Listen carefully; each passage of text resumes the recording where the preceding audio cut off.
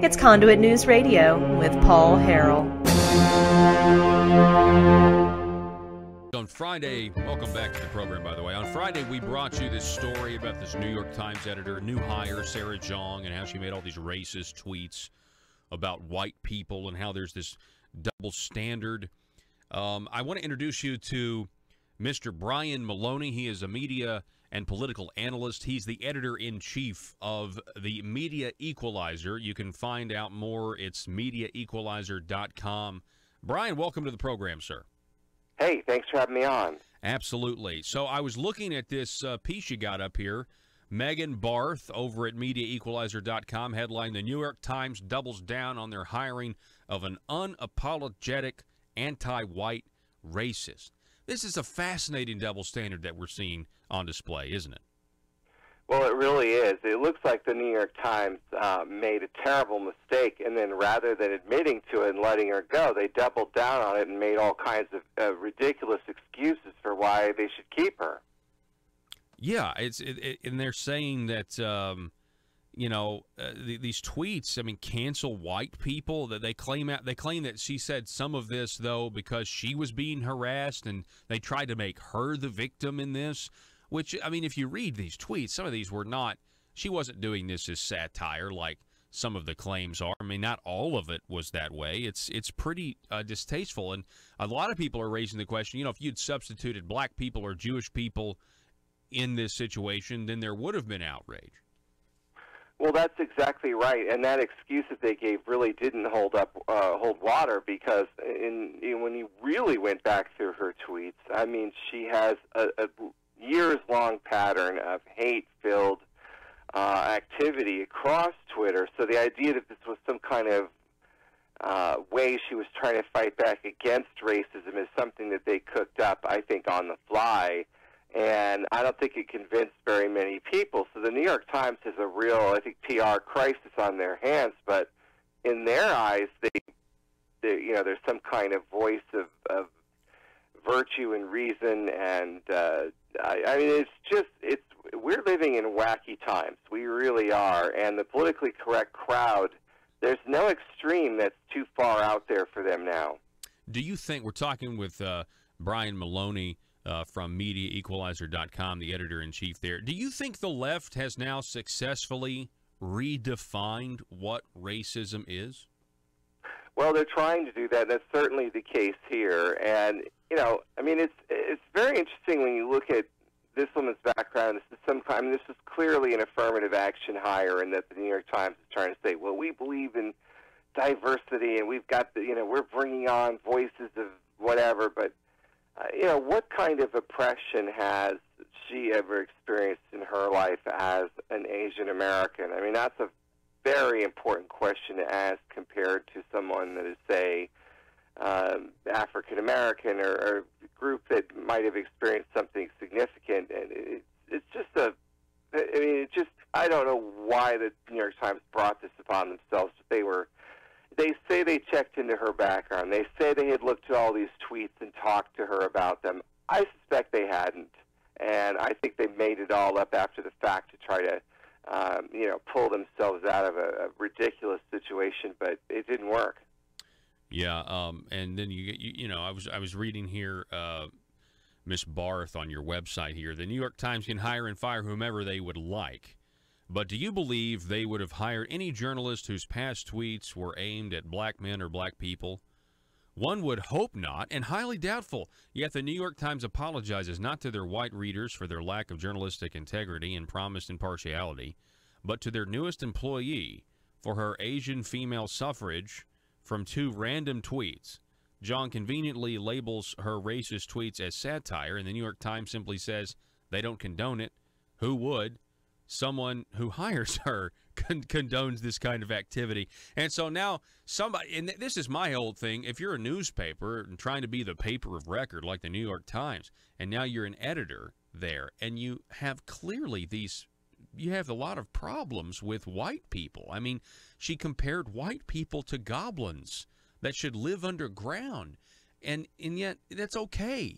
I guess I'm worried, Brian. I'm worried for what the left is going to do. We were just talking about last hour how Candace Owens and her boss from Turning Point USA were run out of a coffee shop in Philadelphia for just, and you've got Maxine Waters telling people to do this, to have this mob-like mentality, and then it's okay to be racist against white people, and then you have people say you can't be racist against white people. It's impossible, and I'm just really worried about it. Well, and that's the point you just made there that's the most important. That's what the left is trying to do. They're trying to redefine racism on their own terms, and that's what the left always does. And so they're saying, well, you can't be racist against a white person, which is just lunacy. I mean, racism is racism. If you're excluding any group based on skin color, whatever, ethnic background, it's racism. So to try to change that definition to suit modern-day political correctness, all this is coming from the lunatics on the college campuses out there. And, they keep pushing the goalposts into, it's just nonstop. We're being hit with a barrage of this, and then we're being told that all of these ideas are so popular that they're going to sweep the Democrats into power in November with this blue wave because everyone's so happy about this world that they're creating, which is just wacko. Mm-hmm. Yeah, no, it really is. I've heard somebody say that the reason Donald Trump won is because the left was lecturing people about pronouns, and the right was saying, hey, we need to have a better economy. We're talking with Brian Maloney, editor-in-chief of MediaEqualizer.com. So, Brian, tell us about your website. Tell us about Media Equalizer. What made you want to start this endeavor? So the Media Equalizer is part of our group that we formed about a year and a half ago that was in response to a lot of conservatives being run off the airwaves on television and radio, especially when what was going on at Fox News. We have a group on Facebook, not that we're thrilled about what's going on Facebook these days. We have a very large group there with 111,000 members. It's called Stop the Scalpings. It has a funny name, but that's what it's called, Stop the Scalpings, if you search for that one word on Facebook. And we'd love to have your listeners join our group of activists there because we are really fighting back against political correctness there. Yeah, I think that's really good. Okay, so the Facebook page, Stop the Scalpings, it's MediaEqualizer.com, and you can check out their stories. I mean, we got this one on Sarah Jong, but also this one I'm reading, Sarah Sanders literally makes Jim Acosta leave White House briefing. I'm tired of this. Some interesting stuff and good places to get information about what's going on. In light of what's going on with the censoring, what do you think, and we talked about this at the beginning of the show today, what do you think about censoring speech? I mean, I was reading over at Breitbart a piece about, how whether you are a fan of InfoWars or not a fan of InfoWars or whatever, it especially me in the media, I'm thinking, well, okay, am I next? It kind of makes the hair stand up on the back of my neck, thinking we're going to start limiting speech because we can't compete in the arena of ideas. And if somebody's had some success and there's a lot of people that listen to something, we want to shut them down. We want to silence them, just like the left does when they burn Berkeley down because they don't like a conservative speaker coming to campus.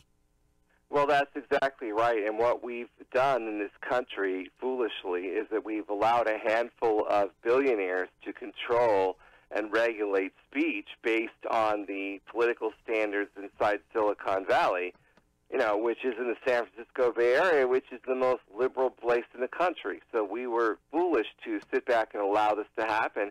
And I find that a lot of people in America, even many conservatives, still don't realize that Silicon Valley is the greatest enemy that we face other than the government of China.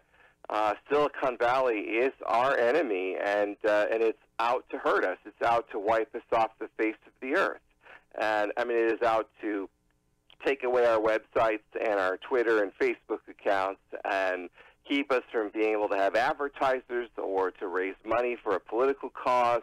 It is out there to simply wipe us out of existence. And they're doing a darn good job of it. Yeah, you mean conservatives, right? In a conservative point of view. Absolutely. Yeah, to wipe conservatives off the face of the earth. So I think that is what we face today. And you're right when you say that you're next.